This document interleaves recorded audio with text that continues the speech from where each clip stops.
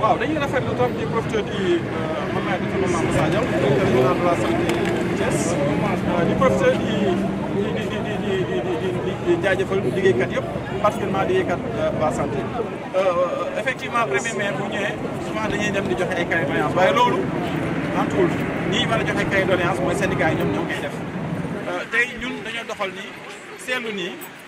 agent de santé bi liggéey bi ngay liggéey parce que ñun aussi dañu amee heure de garde. liggéey bi ñuy liggéey temps bi ngay def fi ngay liggéeyee boo dindee heure yi ngay nelaw moo ëpp temps bi ngay def sa kër donc loolu baax na donc environnement de liggéey bi ngay nekk fi ngay liggéeyee suba ngoon ñi ngi fay seqal liggéey bi ak ñi fay ñëw di la fekk si ngeen bokk environnement travail bi nga xam ne day tax yow nga sawar mën a ñëw liggéey si doo stressé wu booy ñëw liggéey dëgg la nag nit ki dina des fois dina jóg di indi stress am indi fi liggéey travail waaye loolu aussi di ko war a gérer si la bopp loolu moo tax nag ñun aussi ñu innové ñu ne ah kon ren ji dëgg la daañu def seen cahier de doléances ñi ko war a def daañu ko def mais ñun aussi ñu ñëw wane suñuy ànd wane suñu kii wane suñu sawarte te santé boo déggee santé du rek waa médecine ñiy faj santé lépp lu wóor santé la mooy environnement la ngay dund air bi ngay noyyi yeneen service yëpp moo tax boo xoolee baax ñi invité tey si marché bi yeneen service yëpp ñoo ngi fi mooy service du marché service régionaux yi ñëw nañu accompagner mais district sanitaire yi nekk si région de Thiès yëpp ak hôpitaux yi ñëw nañu aussi yéen mais association yi aussi association sage-femme yi ñoom ñëpp dañoo ñëw teew si dégg ngeen agent de sécurité yi ñëpp présenté wu loolu mooy wane environnement travail ñëpp rek ñu faj loolu moo tax nag ñu innové ñu gën a dëgëral diggante bi gën a rataxal diggante bi si agent yi diggante agent yi wane ni si benn famille lañu bokk tey si ngoon aussi daañu def beneen conférence boo xam ne benn sociologue moo koy animé day revenir encore sur l'environnement de travail parce que nit ñi aussi dañuy jàpp ne agent de santé muy liggéey rek muy servir mais dañuy fàtte ne moom nit la dafa am lu muy santé comme ñeneen day feebar moom tamit comme ñeneen ñi loolu tamit surtout ñu bàyyi si xel que day am stress am ay jafe-jafe mu ngi nekk fu muy liggéey loolu nag aussi baax na de temps en temps ñu war a sargal ko nekk yéen li ngeen liggéey lii la li ngeen def lii la mais aussi yéen vous êtes important vous comptez vous existez da ngeen nekk loolu mooy li nga xam ne moo tax nag ñu def kii bi di si jaajëfal nag préfet de Thiès xam ne muy autorisé marché bi xam ngeen dëkk bi circulation dafa jafe mais may nañ ñoo ma ci am surtout bi tax ñu mën a ñëw fii kenn mënul bañ tey ni Sénégal effectivement nit ñi da ngay jàmbat affaire accueil bi waaw affaire accueil bi parce que bu nekk aussi ak ñi nga ñëwee service de santé ñi ko composé dañoo bëri ñi ko composé dañoo bëri am nañ ñu jógee au environnement mais ba tey benn responsabilité boo xam mooy liggéey te ku nekk xam na ni ku ñëw santé yaa ngi feebar ku ñëw hôpital yaa ngi feebar dèjà nekkoo si situation bi nga xam ne dégg sax dana nen ku feebar du muy déggee bokk la ku feebar accompagnant yi ànd ak malade bu feebar aussi mën ñu comprendre service bi muy fonctionner loolu day am nit ñi il faut ñuy wax leen mettre ça c'est vrai mais agent de santé yi nekk foofu aussi dafa am ñu organiser seen liggéey il faut aussi am lu ñu accueillir ku nekk am na rôle booy jouer foofu et c'est important aussi nit ñi xam ne mënul ñàkk chef de service bu nekk des fois nga am effectivement mais loolu nekk li nga xam ne mooy majorité du travail bi ay cas particulier moo nañu moom boo gisee sax loolu la ñuy gën a def en valeur moom la ñu gën a wax parce que chaque fois benn cas dañuy wax ni exception boobu si la ñuy insister mais warul am de pour défendre loolu warul am mais bu amee aussi bëgg baax na ki nga xam ne mooy responsable moom mu yëg ni lii am na kër souvent luy problème bi mooy ki nga xam ne mooy def nañu problème am na kër bii këram am na problème accueil nit ñi am na sentir nañ ñoom ne ñii on les a mal accueillis souvent dañ koy jéem a laaj kan mooy responsable pour wax ko jébbal fa nu mel pour mën a jël ay mesures sur loolu souvent si biir mbedd bi ngay déggee wala si presse bi ngay déggee wala feneen bi ngay déggee boobaa day fekk affaire bi dem tey agent de santé yi je pense que mérité nañu tey ak li ñu fi jaaree Sénégal ñu féliciter leen remercier leen encourager leen parce que boo xoolee tey li ñu fi def tey si réew mi ak at yi passé si ginnaaw yëpp am na évolution bu am tey ku dox si mbedd yi tey gisuloo xale buy lafañ buy laab vaccination yi tax agent de santé ñu tax mënoo woon dox ay temps nga gis ay xale di def sport te gisoo kenn ku ci raam wala kii yooyu yëpp ay acquis la tey am na opération boo xamoon il faut Europe nit ñi continuer ket yooyu yëpp yu bëri sax nit ñi gisatuñ ko parce que am na fii si réew mi ñu ngi koy def ñu si avancé mais ñi koy def ay nit lañu ñi koy def ay sénégalais lañu fii lañ nekk Sénégal donc baax na aussi c'est bien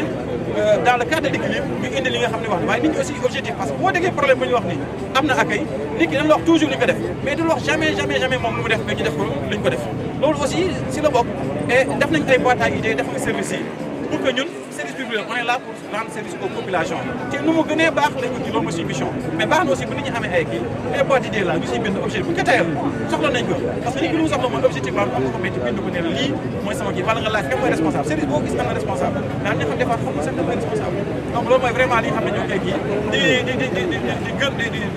di baalu àq ñëpp yi nga xam ni am na lu ñu jot am lu leen métti si service yi mais di leen ñaan aussi ñu comprendre que ne agent de santé yëpp ak ñi fa nekk et puis nekkul ñëpp def formation santé des fois agent yi xam ni il faut que former waat leen bokkuñu même mission xam ne médecin mais ñun ñëpp a sol blouse weex boo gis ñun docteur yi loolu dañ koy comprendre ñu bàyyi leen ko mais nañu jàppale quand même bu ñu amee lu leen métti ñu wax ñu parce que ñun on est là pour servir les populations. Le 1er mai c'est la fête internationale de la fête du travail. Pour la direction de la santé de Thiès, nous sommes allés plutôt dans le sens de ne pas être là à déposer d'un côté le mémorandum de revendication. Ça nous avons laissé quelques syndicats qui font leur travail habituellement. Ici nous sommes plutôt revenus sur le temps que les agents, les travailleurs mettent plus ensemble, le lieu où ils passent plus de temps pour revoir un peu la communion, renforcer les liens entre travailleurs parce que vous savez que dans la journée, si vous enlevez l'heure de sommeil, le plus de temps que vous passez, vous le passez avec vos collègues, vos collaborateurs. Et si vous avez bien vu dans la représentation avec cette marche que nous avons organisée avec la permission du préfet de Thiès, que je salue au passage et que je remercie. Vous avez aussi la présence des chefs de services régionaux, donc des autres acteurs, parce que vous savez que la santé en réalité, c'est juste à peu près 10% de choses sociales à la santé, mais c'est l'environnement de la santé qui construit la santé. Les autres secteurs, l'environnement, l'eau, les autres activités qui influent dans la santé. C'est ça l'esprit. Et nous avons fait aussi quelque chose que nous avons toujours en promotion, c'est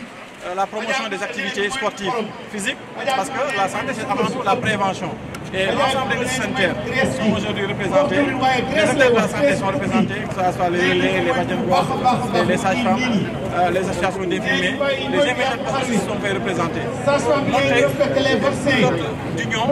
autour des secteurs de la santé. Et c'est ce que vous avez ici comme marche. Donc nous sommes plus allés vers le vivre ensemble, la relation que nous avons ensemble, et ça c'est vraiment sur la roulette, donc vraiment la coordination et son équipe qui ont organisé cette activité. Maintenant le soir il y aura un thème aussi qui va reprendre exactement ce que nous sommes en train de faire. C'est de revenir un peu sur l'environnement de travail qu'on va confier à une sociologue qui va faire une sorte de conférence pour justement parler des cas de vie. Vous avez donc innové. Le fait de dire que les patients sont mal accueillis, ça c'est une vue de l'esprit. Vous prenez au cas par cas, effectivement il y aura toujours des incidents. Quand vous avez des incidents en lieu de travail, vous n'avez jamais la cause de l'incident. Souvent vous avez juste l'explication de l'incident. Il y a quelque chose qui s'est passé. Mais qu'est-ce qui s'est passé pour ça arrive?